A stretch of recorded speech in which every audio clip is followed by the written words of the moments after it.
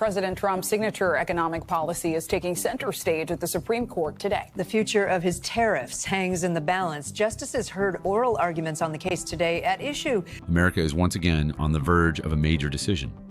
The Supreme Court is preparing to deliver a verdict that could change the country's entire trade policy and possibly Donald Trump's political fate. The president, who has made tariffs a symbol of his economic power, now faces the possibility that his main tool could be declared illegal. Trump himself calls the possible court decision devastating for the United States. Why? And could the repeal of his tariffs really lead to economic shock? Or is this just part of a political game? This week, the Supreme Court heard arguments in a case that directly concerns the president's right to impose tariffs. Misty, I want to start with you and the question essentially at the heart of this case, which is, are tariffs an economic tool or a tool used for emergencies and foreign threats? Walk us through what we heard today, specifically from... Without congressional approval, citing the International Emergency Economic Powers Act. Passed in the late 1970s, the law was designed to protect national security, not for trade maneuvers. But Trump used it precisely for that purpose, to impose tariffs on dozens of goods, including those from America's closest partners. Now, judges, both conservatives and liberals, are asking themselves, did the president really have the right to do so? The hearings themselves were tense. According to U.S. media reports, even judges considered close to Trump expressed doubts. One of them asked directly, if the law does not mention the word tariff, why is the White House using it specifically for tariffs? There were few answers. Trump's lawyers insisted that it was about protecting the country from external threats, including economic ones. But the judges did not seem eager to agree. Meanwhile, Trump is already preparing the ground for a political counteroffensive. In the Oval Office, he said that if the court rules against us, it will be a disaster for America. He added, we will develop a plan B. We have ideas. The president did not specify what this plan was, but the hint was obvious. Trump is preparing not just for a legal defeat, but for a new attack on the system, which he believes is hindering his economic course. Economists warn that if the Supreme Court limits the president's authority on tariffs, it will send a signal to the entire global trade community. For some, this will be a relief, especially for Canada, which has already suffered from U.S. tariffs. But for Trump, it will be a blow to his image as a strong leader who protects America from external pressure. Or is that because these tariffs are improper for other reasons? And not a lot of tea leaves today, like to read to know which way the court's leaning? You know, if I have to predict right now, I think the challengers are going to be successful. I think Gorsuch was leaning towards the challengers. While the court prepares its decision, Washington is buzzing with rumors. Behind the scenes at the White House, there's talk of trade restructuring and possible new tools for putting pressure on partners. And if the court's decision does indeed deprive the president of his favorite weapon, Trump may try to change the rules of the game. In the coming weeks, America may witness not just a legal conflict, but a historic turning point, a clash between the branches of government that will determine who decides the fate of the American economy in the 21st century. The courts, Congress, or one man in the Oval Office. America is once again at the center of a political storm. And this time, it's not just about party disputes or the latest election statements. At stake is an issue that could define the limits of presidential power in the United States for decades to come. The U.S. Supreme Court is considering a case that directly concerns the president's right to use emergency economic powers to impose tariffs. Donald Trump has called a possible ruling against him devastating and a disaster for the country.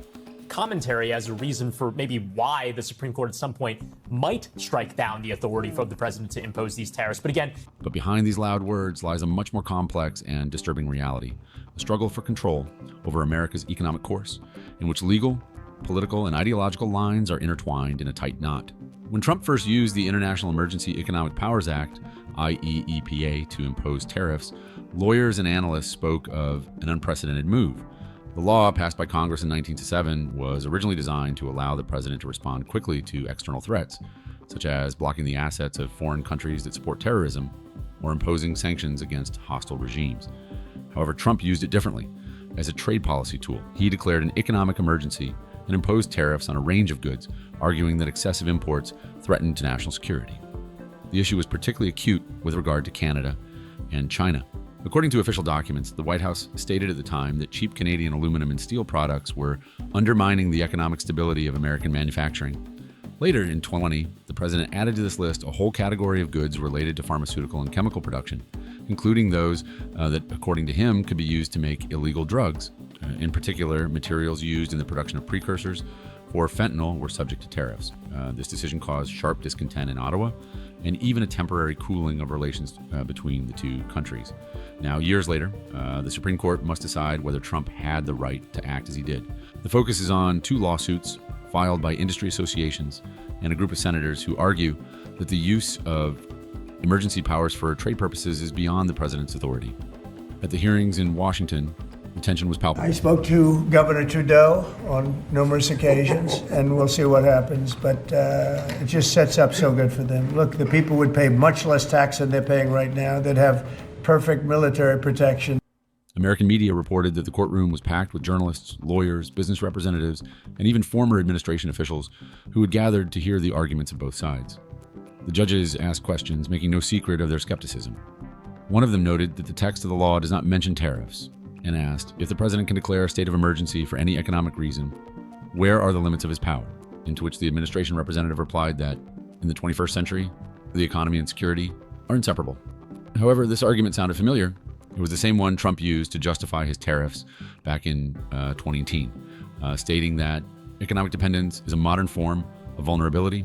At the time, his words were perceived as a political metaphor, but now they have become the legal basis for an entire case. According to sources close to the White House, Trump himself is closely monitoring the process, receiving daily briefings from his lawyers. He is confident that his policy protected American interests, and if the court decides otherwise, it will not only be a defeat, but a signal to America's enemies that they can dictate terms to us. Some observers see this case as not only a legal battle, but also a symbolic one. The Supreme Court, where most judges hold conservative views, is often perceived as an ally of Trump. However, now everything is different. Really build on that relationship. And I think that's why the outcome this week was a positive one. Well, we know that, no deal has been struck. We know that negotiations are going ahead in the right direction. Even loyal judges are expressing doubts that the concept of an emergency can be expanded indefinitely. One of them noted during the hearings that if the president's actions are recognized as legal, then any president will be able to declare a state of emergency to raise prices on imported coffee, cars, or phones simply because it is politically advantageous. Meanwhile, tensions are rising outside the courtroom. American manufacturers are divided in their opinions.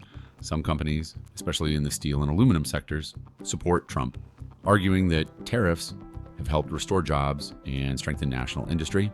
Others, on the contrary, say that tariffs have led to higher prices and lower profits. Representatives of the agricultural sector, for example, complain that retaliatory measures by Canada and China have hit them particularly hard. In several states, farmers' associations have already sent letters to Congress demanding a review of the tariff policy. Rumors are also fueling the situation. On November 4th, our government will table the first federal budget, our first federal budget. And that'll be our plan to protect our communities, our borders, our way of life. Our plan to build a stronger economy where everyone has a chance to get ahead. And our plan to empower Canadians with new opportunities, better careers, and a lower cost of living. Central to those missions. The American media is discussing reports that the Trump administration had prepared internal analytical notes admitting that the use of the IEEPA for tariffs could be challenged in court as an abuse of power. According to unconfirmed reports, these documents were submitted to Congress in 2021 and became part of the evidence in the case. If the Supreme Court's verdict is against Trump, the consequences could be enormous. First of all, it will set a precedent that will limit the actions of not only the current president, but also future presidents. The possibility of invoking an economic emergency to impose tariffs will be closed. This will effectively return key levers of trade policy to Congress. But if the court rules in Trump's favor, the White House will gain almost unlimited power in the sphere of international trade. And then, according to experts, the world could face a new wave of trade wars, this time under legal cover. Some analysts call this process a moment of truth for American democracy. After all, the question is no longer just whether tariffs are necessary, but who has the right to decide when the country is in economic danger. Some believe that the president should have freedom of action in times of global crisis. And to these ends, the United States has announced a series of trade actions. Those began near the start of this year with the so-called IEEPA tariffs against Canada and Mexico based on U.S. concerns about the border and fentanyl trafficking. while others believe that such decisions should be subject to parliamentary debate. While the Supreme Court weighs the arguments, Trump continues to campaign publicly. His statements in the press are becoming increasingly emotional. He claims that without tariffs, America loses its protection from unfair competition, and that Europeans and Chinese have long laughed at our weakness. Some commentators believe that this rhetoric is aimed not so much at the judges as at voters, since the decision may coincide with the start of the active phase of the election campaign. Meanwhile, Washington is holding its breath. According to forecasts, the decision could be handed down in the coming months, although the official deadline is June. And the longer the court delays its verdict, the more tension grows in the markets. Investors are waiting for a signal, and politicians are preparing for any outcome. After all, if the Supreme Court does indeed deprive the president of his favorite tool, it will not just be a legal defeat, it could mark the beginning of a new era in American politics, where even the most powerful figure in the world of economics will have to play by the rules of the law, not by the instincts of power. When Donald Trump talks about tariffs, he is not just talking about trade. For him, they are a symbol of power, a tool for exerting pressure, and proof that America is capable of dictating terms to the whole world. From the moment he first imposed tariffs on steel and aluminum, Trump has made tariffs not just an economic policy, but a political philosophy. Those trade deals with other countries also have limited or no relief from those sectoral tariffs in those strategic industries such as steel and autos. They include substantial commitments by the U.S. trade partners for investments in the United States and significant unilateral trade liberalization measures. His supporters see this as a continuation of the America First slogan, the idea that the country must protect its interests, even if it causes conflicts with allies. In his eyes, tariffs are not a tax, but a barrier against injustice. And now, when the Supreme Court may deprive him of this weapon, he perceives it not as a legal problem, but as a blow to the very heart of his political course. Trump has repeatedly said that tariffs made America rich. At rallies, he gives simple examples. American factories are reopening, unemployment is falling, and foreign manufacturers are agreeing to move their businesses to the U.S. Some of these statements are controversial. Some are based on real data, but the effect of the president's words has always been more powerful than the numbers themselves. Inside the White House, tariffs were called a universal tool of pressure, and the administration did indeed have an unspoken plan to use them not only in economics, but also in politics. For example, according to several American publications, in 2020, Trump considered imposing temporary duties on countries that refused to support his initiatives in the UN Security Council. These measures were never implemented, but the very fact that they were discussed shows how deeply the president perceived tariffs as part of his foreign policy strategy. On the issue of tariffs, Trump has always acted not as a technocrat, but as an intuitive politician.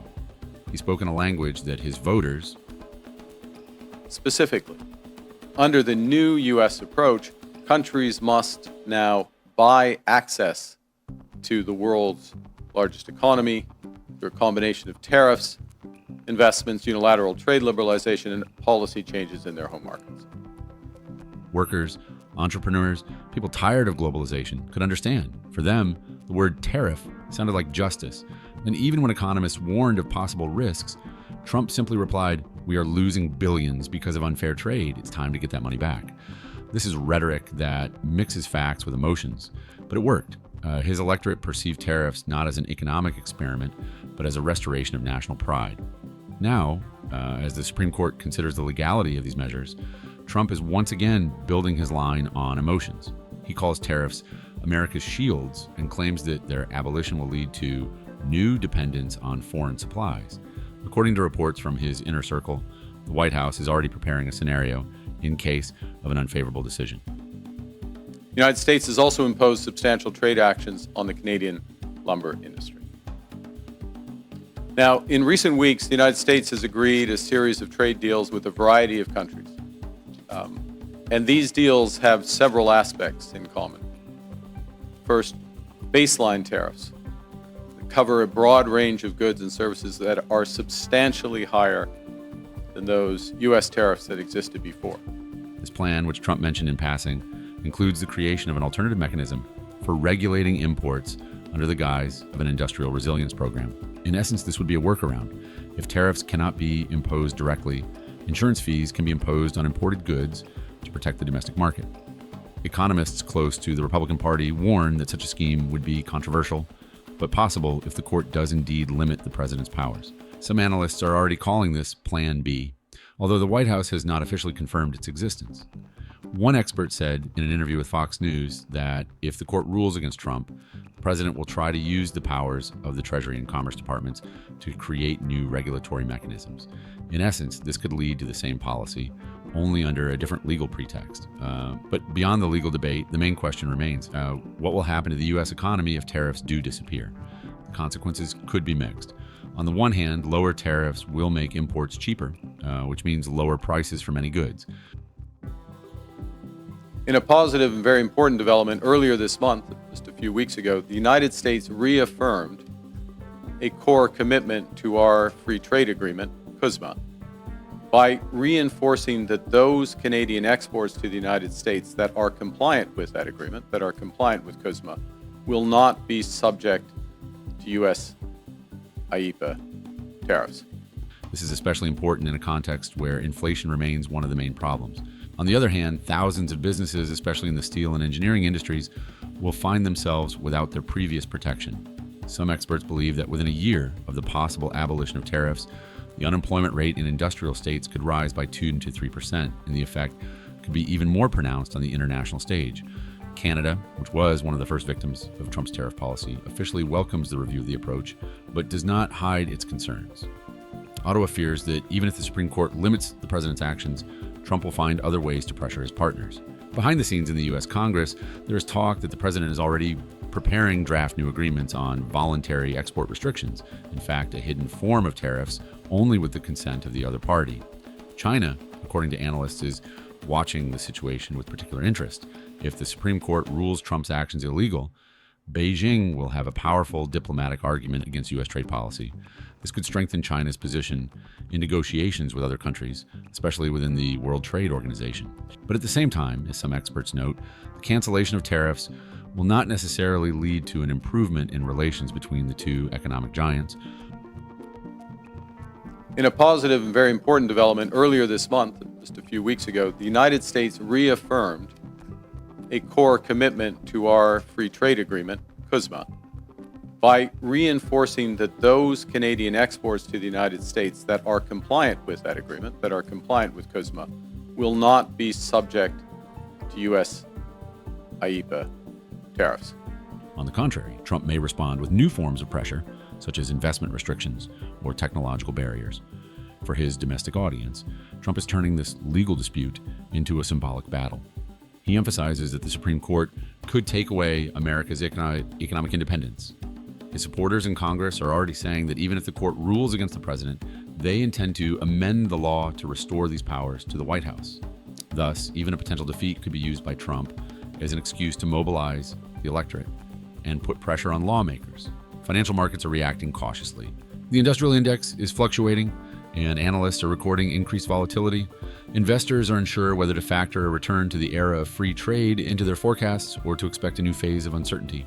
According to several agencies, large corporations have already begun to hedge their risks by signing contracts for the supply of raw materials at fixed prices in case tariff policy changes again. And yet, the main effect is not economic, but psychological. American business, which has become accustomed to Trump's unpredictability in recent years, L'ordre mondial est revenu. Et même si le Canada a prospéré dans ce système, nous savons que la nostalgie n'est pas une stratégie. C'est pourquoi nous traçons une nouvelle voie à suivre pour notre pays. is now in a state of anticipation. The court's decision could signal that the era of presidential intervention in trade is coming to an end. But if the court sides with Trump, the world will see confirmation that even the highest court was unable to limit the power of political momentum. For now, Trump remains true to his style, attacking while others wait. He is laying the groundwork to present any outcome as a victory. If he wins, he will say that he has protected America. If he loses, he will blame the system, the court, his opponents, and the globalists who, according to him, want to tie the president's hands in order to weaken the country. And this, perhaps, is the whole point of the current confrontation. For Trump, tariffs are not just economic policy. They are the front line between his vision of America and how the rest of the world sees the country. In a legal sense, the case over Trump's tariffs has already set a precedent, regardless of the Supreme Court's decision. For the first time in many years, the highest court in the United States is considering not just a specific economic measure, but the limits of presidential power. If the court sides with the plaintiffs, it could mean a de facto redistribution of power between Congress and the White House. Experts call this a legal reboot of the executive branch, a signal that even the president cannot indefinitely use emergency laws to achieve political goals. The legal community is already discussing that in the event of a negative decision, Congress will have to amend the Emergency Economic Powers Act to clearly distinguish where security ends and the economy begins. Some senators from both parties say the country needs a new economic control mechanism.